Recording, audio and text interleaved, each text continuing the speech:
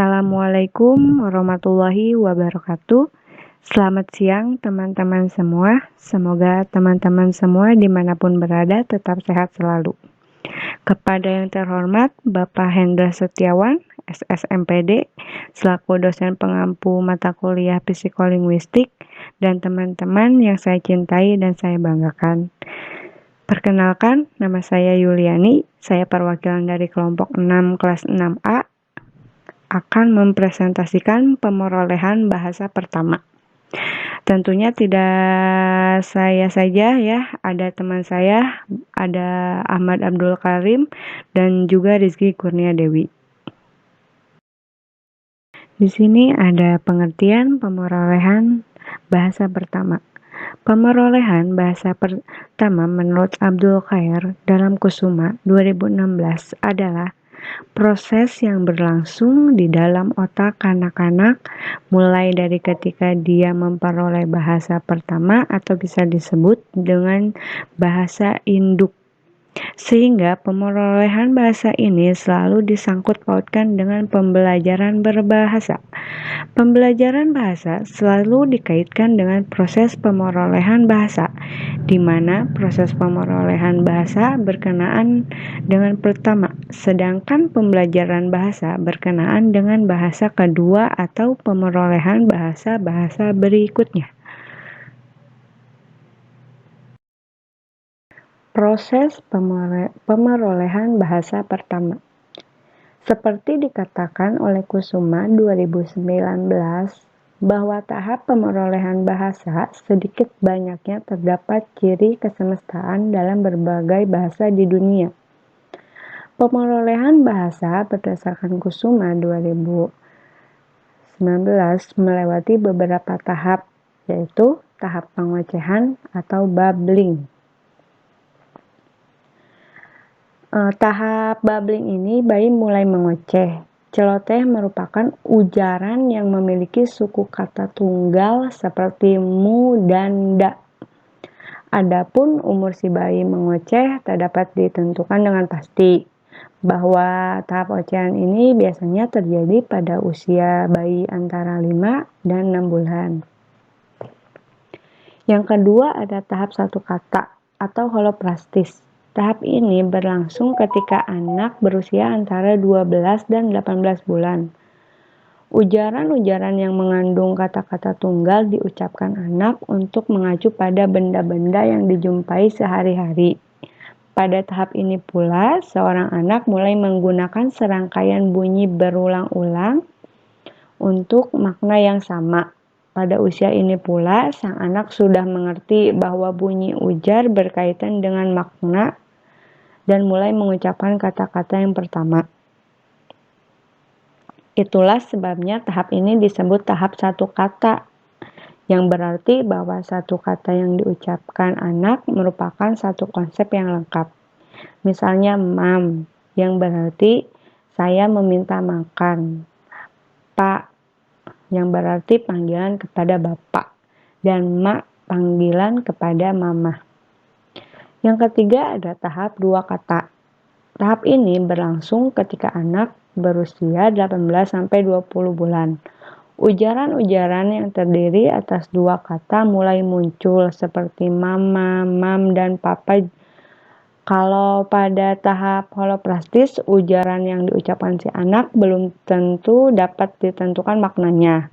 Pada tahap dua kata ini, ujaran si anak harus ditafsirkan sesuai dengan konteksnya. Misalnya kotor patu, yang artinya sepatu itu kotor. Ujaran telegrafis. Pada usia 2 dan 3 tahun, anak mulai menghasilkan ujaran kata-kata ganda atau disebut juga ujaran telegrafis. Anak juga sudah mampu membentuk kalimat dan mengerucutkan bentuk-bentuk itu dengan benar.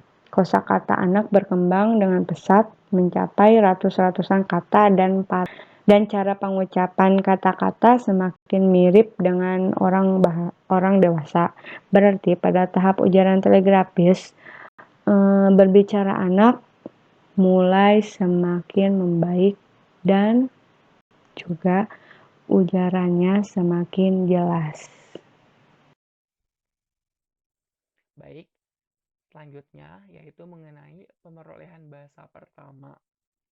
Nah, pada dasarnya pemerolehan bahasa pertama pada anak yaitu melalui beberapa tahapan yang konheren. Artinya, memiliki hubungan keterikatan, di mana tahapan-tahapan tersebut meliputi yang pertama, fonologi. Nah, fonologi ini merupakan suatu disiplin ilmu mengenai perbendaharaan fonem bahasa serta pendistribusiannya. Hal-hal yang dibahas dalam fonologi meliputi bunyi suara, fonetik dan fonemik, alat ucap, pita suara, vokal, konsonan, perubahan fonem, serta intonasi. Namun, fokus penelahan pada fonologi yaitu mengenai bunyi bahasa yang terdapat dalam suatu penuturan suatu bahasa. Nah, pembelajaran bahasa pada segi fonologi ini kerap kali memenuhi prinsip-prinsip yang mesti diprioritaskan, seperti mengajarkan, mendengarkan, bercakap sebelum, serta mengajarkan kata sebelum kalimat, hingga menggunakan kata-kata yang lebih akrab dengan kehidupan sehari-hari. Karena pada dasarnya prinsip-prinsip tersebut berperan terhadap proses pemerolehan bahasa pertama pada anak.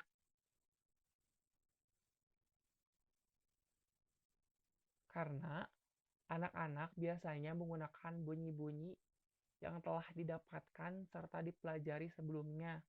Contohnya, menggunakan bunyi L karena sudah mempelajari sebelumnya, atau mengucapkan bunyi R yang belum dipelajari sebelumnya. Nah, pada akhirnya pembelajaran ini diharapkan anak mampu mengaplikasikan intonasi, modulasi nada, dan kontur bahasa yang telah dipelajari sebelumnya. Baik, selanjutnya yaitu morfologi. Nah, morfologi ini merupakan cabang linguistik yang mengidentifikasi satuan-satuan dasar bahasa serta satuan gramatikal. Morfologi ini juga mempelajari seluk-beluk bentuk kata serta fungsi perubahan-perubahan bentuk kata, baik fungsi gramatikal maupun fungsi fisik. Contohnya, pada anak usia 3 tahun, ia sudah mulai membentuk beberapa morfem yang menunjukkan fungsi gramatikal, baik nomina maupun verba. Walaupun pada dasarnya masih ditemukan kesalahan penggunaan gramatikal, namun hal tersebut terjadi karena anak masih mengatakan apa yang ingin dia katakan atau sampaikan. Tetapi pada permasalahan ini anak memperbaiki sampai usia 10 tahun, sampai anak mengalami kematangan dalam berbahasa. Selanjutnya yang ketiga ada leksikon. Nah, leksikon ini merupakan keseluruhan dari leksem yang sering kali ditemukan pada suatu bahasa. Nah, kajian leksikon ini mencakup kata, strukturalisasi kosakata, penggunaan dan penyimpangan kata, pembelajaran kata, sejarah, serta evolusi. Selain itu, leksikon ini mempunyai hubungan antara kata dengan proses pembentukan kata dalam suatu bahasa. Sehingga pada aktivitas sehari-hari, leksikon disebut pula sebagai sinonim atau kosakata. serta mengandung penjelasan-penjelasan singkat yang bersifat praktis. Yang terakhir, ada sintaksis. Istilah sintaksis ini diambil dari bahasa Belanda, yaitu sintaksis. Sedangkan dalam bahasa Inggris digunakan istilah sintak, yaitu cabang linguistik yang mengkaji seluk-beluk kalimat, klausa, dan frase. Nah, sintaksis ini merupakan penguasaan atau suatu bahasa melingkupi kemampuan dalam memahami frase atau kalimat yang berasal dari kata. Sintaksis juga merupakan bagian dari subsistem tata bahasa sintaksis yang bertujuan menelaah struktur satuan bahasa yang lebih besar atau lebih kecil, mulai dari kata, frase, hingga kalimat, ataupun sebaliknya. Nah, pengembangan tingkat gramatikal kalimat seringkali dihasilkan melalui beberapa tahap, yaitu peniruan, penggolongan morfem, hingga penyusunan dengan menempatkan kata-kata secara bersama-sama dalam membentuk suatu kalimat. Selanjutnya, terdapat teori-teori pemerolehan bahasa pertama. Yang pertama, ada teori behaviorisme, di mana teori behaviorisme lebih menyoroti aspek perilaku kebahasaan yang dapat diamati secara langsung, serta hubungan antara rangsangan atau stimulus dengan reaksi atau respon. Contohnya, seorang anak mengucapkan kata lembab untuk lembab. Artinya anak tersebut menggunakan huruf F untuk huruf B. Nah, dari permasalahan tersebut, sudah pasti anak tersebut akan dikritik oleh ibunya karena mengucapkan kata lembab tidak semestinya. Berbeda jika seorang anak yang mengucapkan kata lembab, maka dapat dipastikan anak tersebut tidak akan dikritik oleh ibunya karena anak tersebut mengucapkan kata lembab sebagaimana mestinya. Hal ini dapat dikatakan reaksi yang tepat terhadap rangsangan dan merupakan bukti pokok perolehan bahasa pertama. Selanjutnya yang kedua ada teori kognitivisme.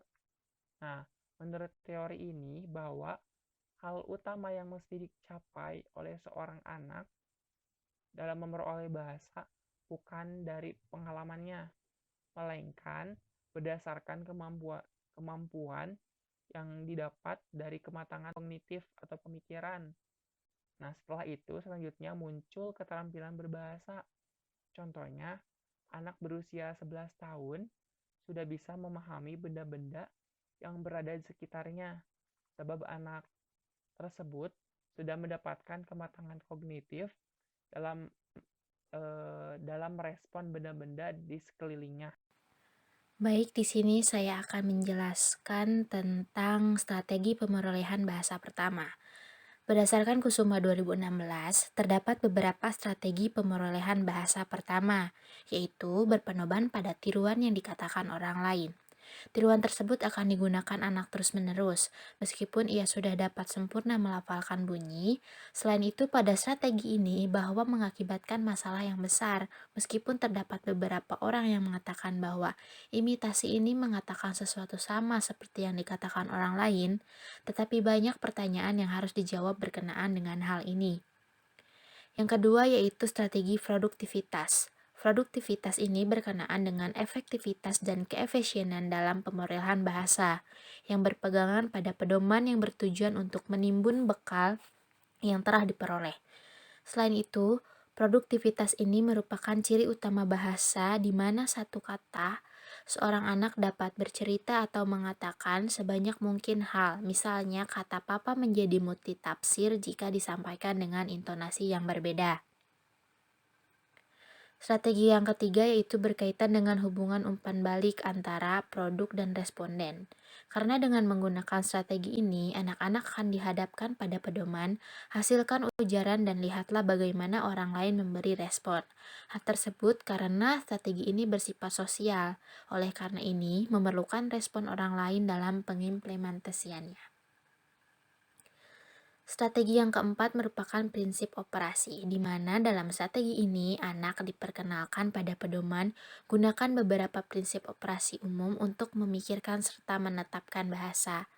Sebab, anak-anak diberi perintah terhadap prinsip operasi juga diberi larangan, contohnya seperti hindari kekecilan, hindari pengaturan kembali. Terima kasih.